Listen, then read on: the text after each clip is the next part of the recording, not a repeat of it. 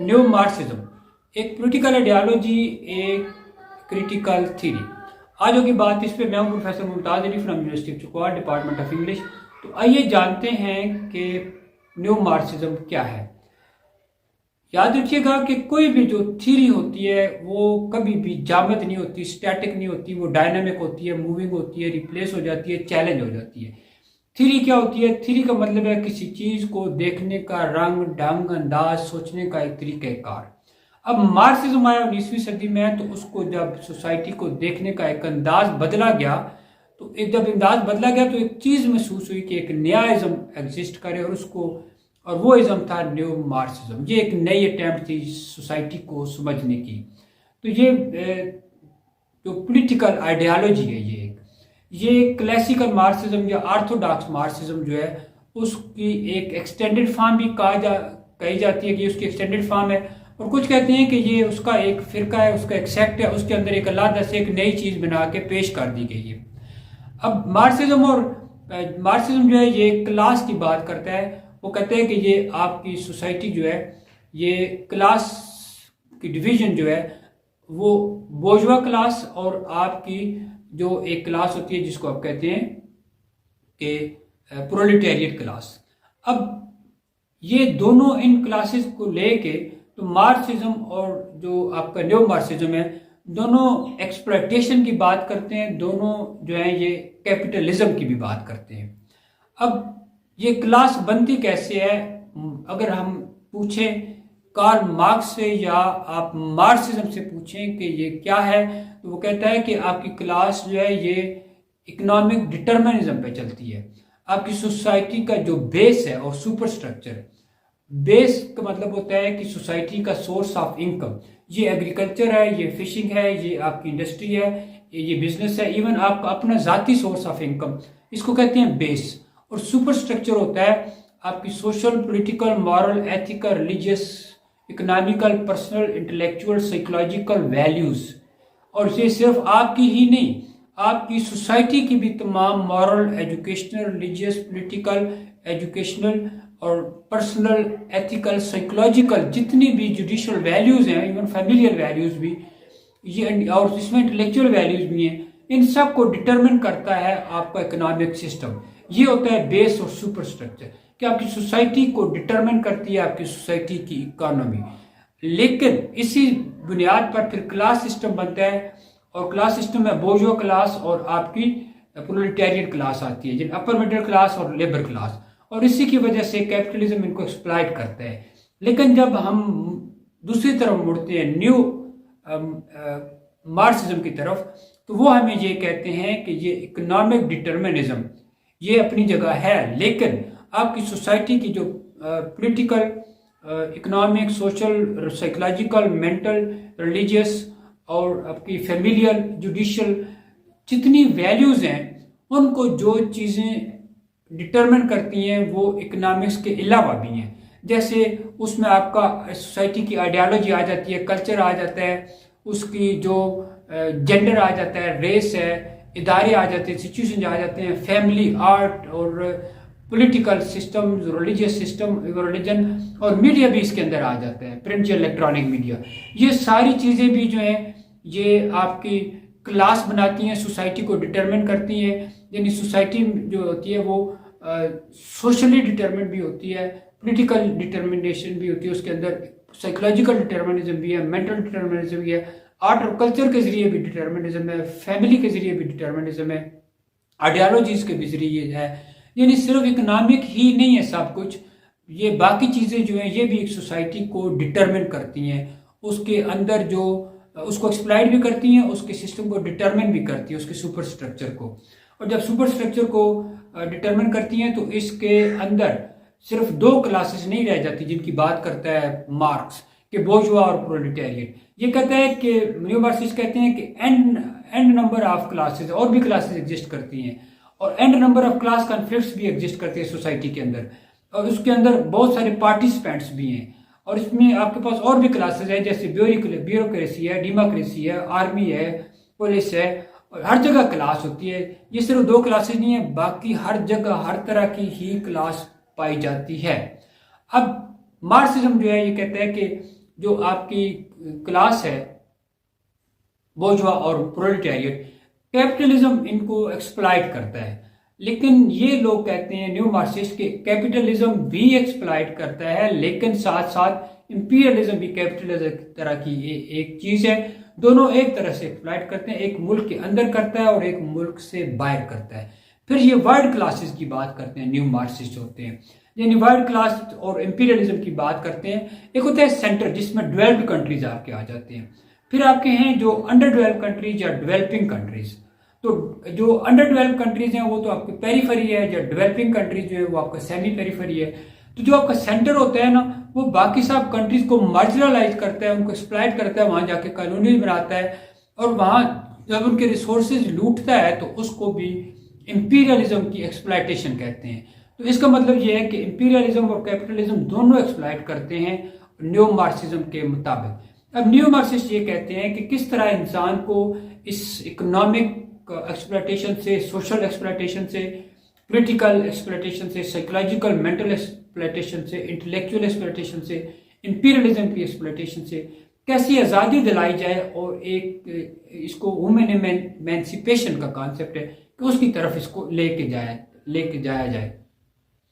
और ये सोसाइटी के अंदर जो और भी बहुत सारी चीज़ें एग्जिस्ट कर रही होती हैं जो ये जिनकी ये बात करते हैं न्यू मार्क्सिस्ट।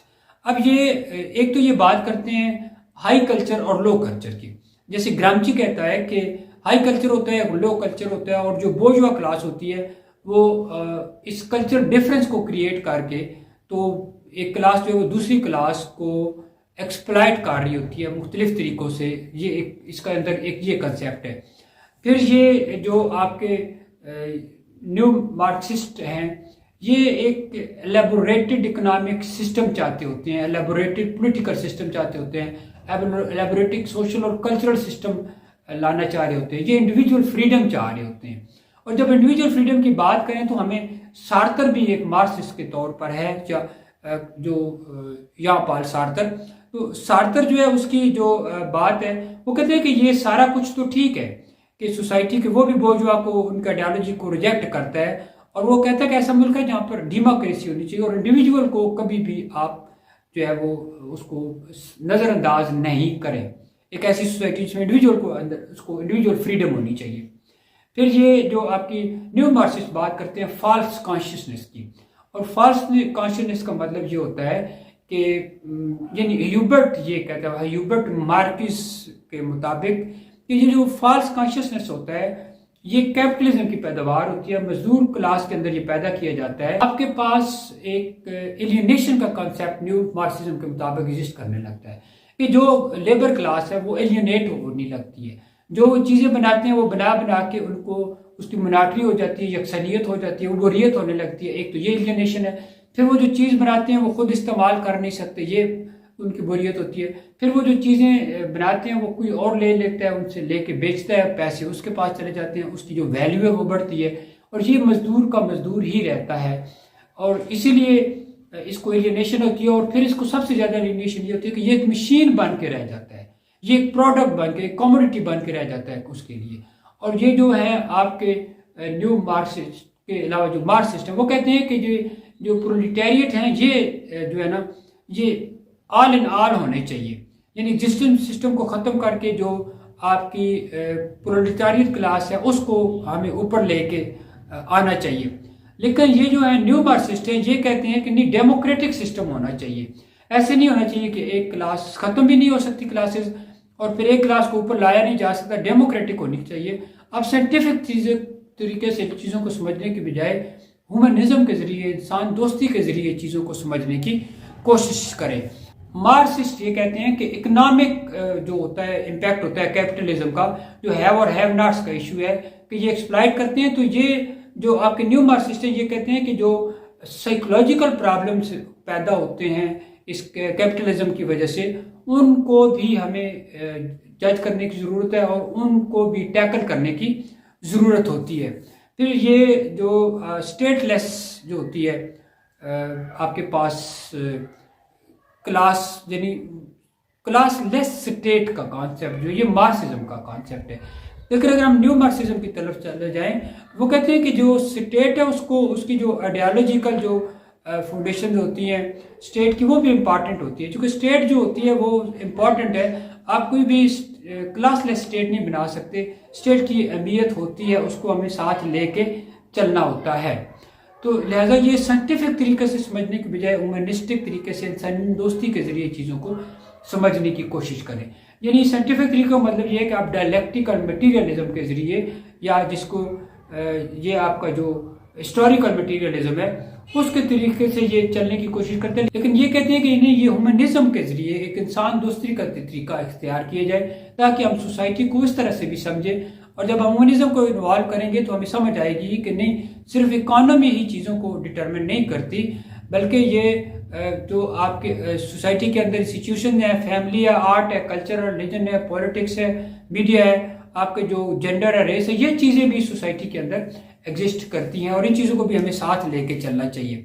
फिर जो हमारे पास एक फॉल्स कॉन्शियसनेस के अलावा भी जो और चीज़ें भी आती हैं कि जैसे आपके आइडियोलॉजिकल स्टेट ऑफ प्रैक्टिसेस होते हैं, उनको ये डिस्कस करते हैं। लुइस ऑल्थसर बात करता है इन चीज़ों की कि कैसे इन सब चीज़ों को लेके तो सोसाइटी जो है वो मीडिया को यूज़ करके तो एक ऐसा ऑरा बना देती है, एक सिस्टम इंट्रोड्यूस कर देती है कि लोगों के अंदर एक सोशली कंस्ट्रक्ट कर दी जाती है कि वो एक हाई कल्चर, लो कल्चर, और फिर जो एक upper class, lower class, exploitation, ये सारी चीज़ें उनको अंदर चलनी शुरू हो जाती हैं।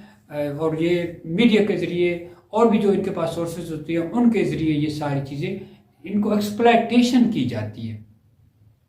तो ये है जो सारा कुछ मैंने आपको बताया कि मार्क्सिज्म और न्यू मार्क्सिज्म के दरमियान। अब मार्क्सिज्म जो है ये बात करेंगे कैपिटलिज्म की और एक्सप्लॉयटेशन की, और ये लेकिन ये भी बात करते हैं कैपिटलिज्म और एक्सप्लॉयटेशन की।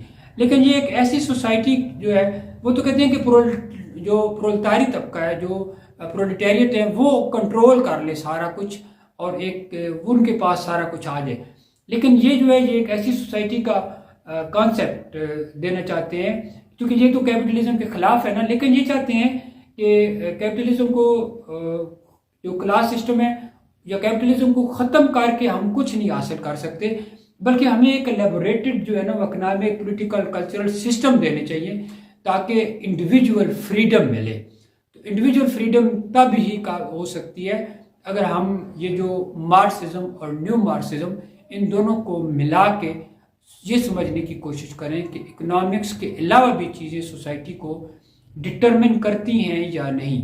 तो सोसाइटी के अंदर जो हर एक चीज़ है ह्यूमन बीइंग से जुड़ी हुई है, वो ह्यूमन बीइंग को डिटरमिन करती है। जब हम इंसान की आज़ादी की और ह्यूमन इमेंसिपेशन की बात करेंगे तो हमारे पास मार्क्सिज्म भी मौजूद है और हमारे पास न्यू मार्क्सिज्म भी मौजूद है। अगर आपको वीडियो पसंद आए तो लाइक एंड शेयर करें, एंड थैंक्स फॉर वॉचिंग।